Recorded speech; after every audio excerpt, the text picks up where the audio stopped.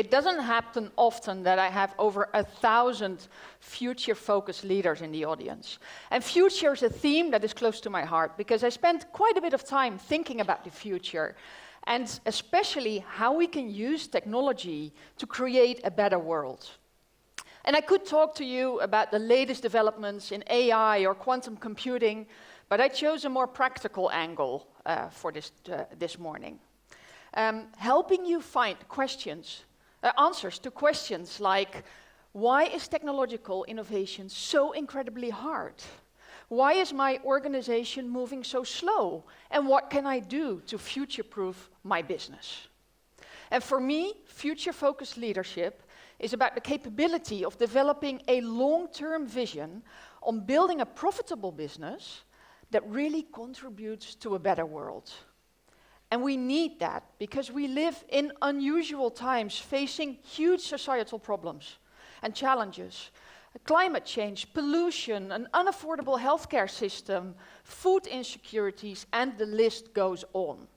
We need technology and innovation to address these challenges.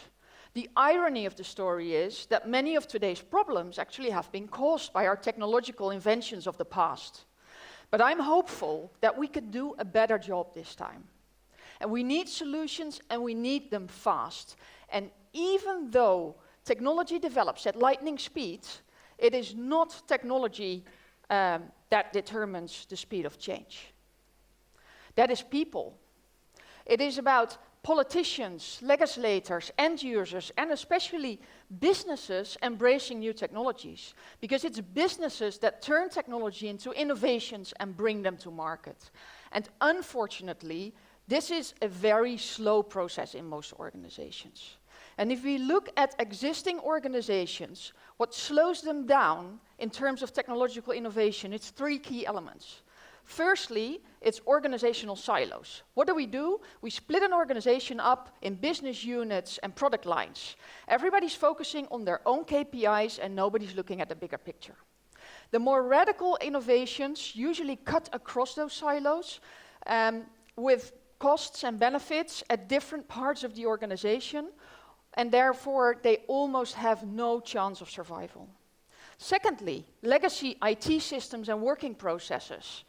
Our billing system can't handle it. It's incompatible with our CRM software, or simply it doesn't fit with how we do things here. And thirdly, the human factors. And this is the most intangible one.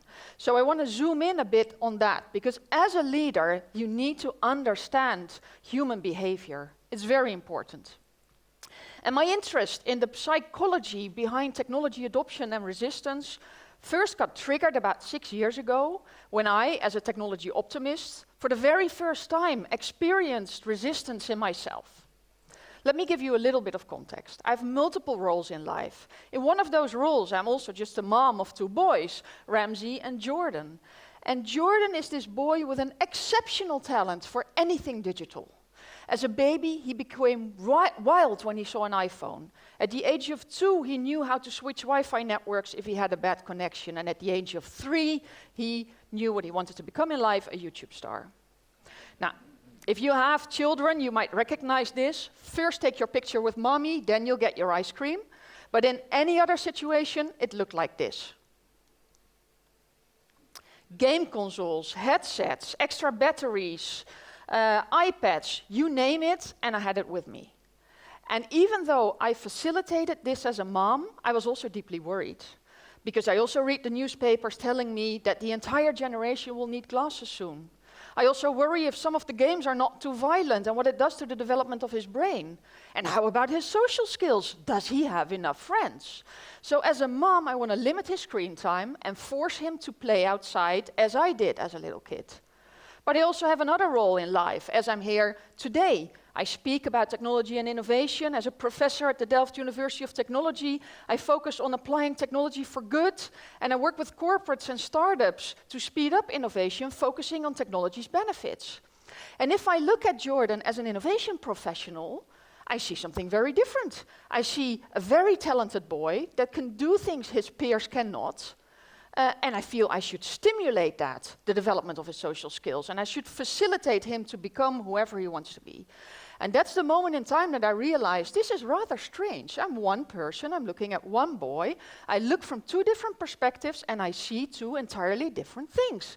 How does that work? How do we respond to the arrival of new technologies? So I deep dived literature and I found that we use recurring arguments over and over again to explain why technology is really bad for us. Let's look at the information and media sector in a historical perspective. And we're going to start a very long time ago with the invention of writing, the technology of the moment. And Greek philosophers argued that writing would be very bad for us. It would instill forgetfulness in our brains, because if we would write everything down, we don't have to remember things. If you don't have to remember things, at some point in time, you can no longer remember things. Fast forward to the 16th century, information overload. It's not about the internet, it was about a printing press. There would be too many books. Our brains would not be able to deal with it. And most importantly, if you could rely on the book to find the information, you don't really need deep knowledge. You don't need to understand it to transfer the knowledge to somebody else, so our knowledge would become more superficial. Newspapers would put people in social isolation because news was a social process. People came together in the newspit to exchange the latest information. But with a newspaper, people would withdraw in their home to learn about the news. Bad for the development of your social skills, bad for integration in society. At some point in time, reading and writing had become essential skills to function in society. And schools popped up. And parents violently opposed it, because it would put too much stress on the brains of children, a burnout, but it would also be really, really bad for their health to lock them up in classrooms all day. The phone, at the time wired, was an invasion of our privacy. The TV generation would never learn how to read or write. And when the internet arrived, we saw the most bizarre headlines. The internet was bad for everything. And there was one article from Mr. Carr going viral saying, "Is Google making us stupid?" Arguing that if we can find everything on Google, we don't really have to learn and remember things, and at some point we would become forgetful, and most importantly, we would jump from article to article to article, and our knowledge would become more superficial. Basically the same arguments we've heard in the past. Now the arguments might be true, but what's interesting here is that we tend to put the spotlight on the possible negative effects of new technologies and not on their benefits, who also exist. And this is because we tend to look at what we have, what we understand, what we value, what we're used to, and then compare what we have to the new thing and focus on what we tend to lose. We're more focused on protecting what we have than gaining something new. Let me illustrate. Most people who grew up in the Western world, my age, enjoyed playing with Lego as a kid. And if you have fond memories of playing with Lego, and you ask them, what would you rather see, that your children or grandchildren play with Lego for an afternoon, or on an iPad Minecraft? Most people choose Lego. Why? We tend to choose what we understand and what we like, and most people immediately point out what you lose when you move to the digital world. Eye-hand coordination, 3D insight. You get another form of eye-hand coordination and 3D insight in return, but we're not familiar with that and tend to judge that as less valuable. And most people don't really know what Minecraft is. Essentially, it's a digital Lego. You can mine all sorts of materials and then build, craft any object you like. And because it's a digital world, possibilities are endless. This is one of Jordan's many creations who never showed an interest in Lego. If you make a rational comparison, Minecraft comes out really well. Nevertheless, we stick to our preference of Lego. And if you didn't grow up with the digital games, we're often prejudiced. You know, it's bad for your eyes, it's bad for your brain, and worst of all, you can get addicted, and that will put you in social isolation. Now, Stephen Johnson came up with a brilliant thought experiment saying, what if books were invented after video games? So try to imagine for a moment, books do not exist. There are no books, no newspapers, you do not read, but you do play video games every day, multiple times a day, and it's a normal thing to do. And all of a sudden, books are invented. And kids love them and they start reading like crazy. What would we say? It's very likely that we would say, that's bad for your brain. Because a game, it's a rich multimedia experience triggering all parts of your brain. But a book is just words on a page. It's bad for personal development and creativity, because in a game you learn how to explore and about leadership, and in a book there's no other option than following the plot. And last but not least, it will put you in social isolation. Because in a game you play with others, whether they're next to you on the other side of the world, it doesn't matter. But with a book, a kid would withdraw in their room by themselves for hours and hours. And this perfectly explains how your frame of reference completely defines what you see. And that frame of reference might vary depending on where and when you were born. And Douglas Adams, the author of The Hitchhiker's Guide to the Galaxy, summed it up in an interesting way. He said, everything that was there when you were born is a normal part of the world. We don't see it as anything new. Anything invented between 15 and 35 is new and exciting and revolutionary, and you can probably get a career out of it. Anything over 35 is against the natural order of things. And it's not this black and white, obviously. It could be 45, it could be 65, and there are some young people who are less open-minded towards technology than older people, but there is some logic to it. If I look at electric cars, I get excited. I think it's a beautiful piece of technology. My kids shrug their shoulders and go like, yes, some cars have a power plug and others don't. Big deal. Because that's what their world looks like. So what happens here is that our frame of reference shapes our attitude towards new technologies. And in 2011, this was the general opinion about electric cars. It's extraordinarily bad idea, waste of space. And at the time, Tesla was already selling their Roadster and was about to launch their Model S. In 2006, they published their vision, saying that their purpose was to move the world to a sustainable energy economy. And critical to making that happen is to build an electric car without compromise. And the large car manufacturers laughed at them. A young tech entrepreneur coming up with a vision to change the world, who never built a car and who would make a product that was inferior to combustion engine cars. That would never, ever happen. Nevertheless, Tesla changed the rules of the game at unprecedented speed. And only 8 years later, we've all embraced electric cars, and every manufacturer was being compared to Tesla, who was way ahead of the pack. And these game changers, they changed the rule of the game, so I call them game changers. If you look at them, essentially they're tech companies. And every sector has them. They're tech companies who just happen to be in automotive, construction, finance, you name it. And they're new organizations who are not hindered by the things that slow down the large corporations. Because the organizational silos, they design their organization in a way that it serves their purpose, and they're still small and flexible to do that. They are not bothered by legacy systems because they can design their IT systems and working processes from the ground up. And last but not least, there very little human resistance in there against new technologies and change, because making change happen is in the organization's purpose. And they only attract employees that want to contribute to that, that also want to make change happen. So in their DNA, they are very different companies.